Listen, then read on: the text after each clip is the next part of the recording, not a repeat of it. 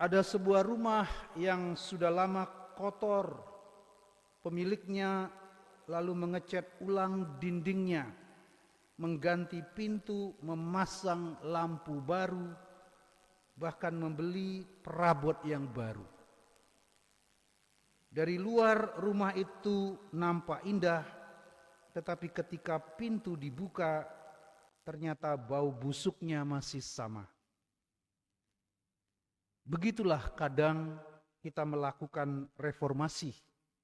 Yang diubah adalah tampilan rumah, tetapi bukan sumber baunya. Saudara-saudari yang terkasih, hari ini gereja merayakan Santo Bernardus dari Clairvaux atau Bernardus Abbas, Abbot, seorang pembaharu gereja. Ia melihat kehidupan gereja pada zamannya mulai dipengaruhi kemewahan, kekuasaan, dan kenyamanan. Situk sendiri lahir dari kerinduan untuk kembali kepada kesederhanaan dan kemurnian Injil. Tetapi bacaan hari ini mengingatkan kita bahwa pembaharuan yang sejati tidak pertama-tama dimulai dengan sistem, aturan, struktur, atau orang lain.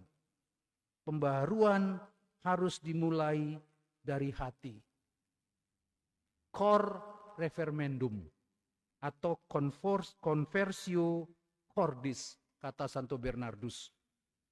Dalam Yehezkiel, Allah tidak berkata, aku akan memberikan Israel sistem yang baru.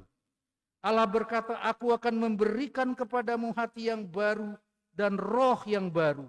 Aku akan menjauhkan dari tubuhmu hati yang keras dan memberikan kepadamu hati yang taat. Inilah conversio cordis, pertobatan hati. Sebab persoalan manusia sering bukan karena ia tidak tahu aturan. Kita tahu mana yang baik, mana yang buruk. Kita tahu apa yang seharusnya dilakukan. Tetapi masalahnya adalah hati kita tidak selalu menginginkan apa yang kita ketahui sebagai kebaikan. Dan itu problem yang dihadapi oleh Rasul Paulus dalam surat kepada umat di Roma bab 7. Di dalam hatiku sendiri ada hukum yang baik dan hukum yang tidak baik. Aku menginginkan apa yang baik, tetapi yang tidak baik yang kulakukan. Karena itu saudara-saudari, Allah tidak hanya memperbaiki perilaku dari luar, ia masuk lebih dalam, mengganti hati batu dengan hati daging. Mazmur 51 pada hari ini menjadi doa manusia yang sadar bahwa reformasi itu harus terjadi di dalam diri. Ciptakanlah hati yang murni dalam diriku ya Allah, dan berilah aku roh yang teguh.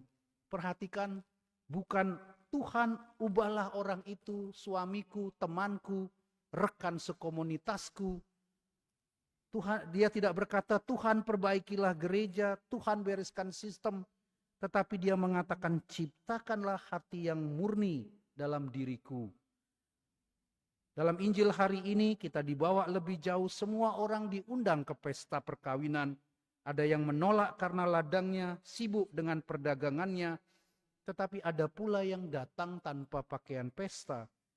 Artinya datang ke gereja belum tentu berarti mengalami pertobatan. Kita bisa hadir di dalam pesta tetapi hati kita masih berada di luar. Kita bisa aktif dalam pelayanan tetapi masih mencari pengakuan. Kita bisa berbicara tentang reformasi gereja tetapi sebenarnya sedang berusaha memperbesar diri sendiri. Kita bisa sangat keras terhadap kesalahan orang lain tetapi sangat lunak terhadap kesalahan diri sendiri. Itulah ironi reformasi. Kita ingin gereja berubah tetapi kita sendiri tidak mau berubah. Kita ingin sistem menjadi lebih transparan tetapi hati kita masih menyukai keuntungan tersembunyi. Kita ingin pemimpin lebih rendah hati, tetapi kita sendiri ingin dihormati. Kita ingin gereja kembali kepada Injil, tetapi kita lupa bahwa Injil pertama-tama haruslah kembali ke dalam hati kita. Maka Santo Bernardus mengajarkan sesuatu yang sangat sederhana, tetapi sangat radikal. Menjadi ungkapan yang paling sering dikutip, Ecclesia semper reformanda. Gereja selalu membutuhkan perubahan. Tetapi pembaharuan gereja tidak pernah boleh menjadi alasan untuk menunjuk orang lain. Ia harus selalu kembali kepada conversio cordis, pertobatan hati.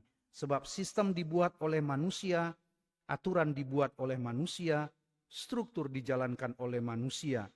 Dan kalau hati manusia tidak berubah, mau sistemnya seperti apapun, hanya akan menjadi rumah lama dengan cat yang baru.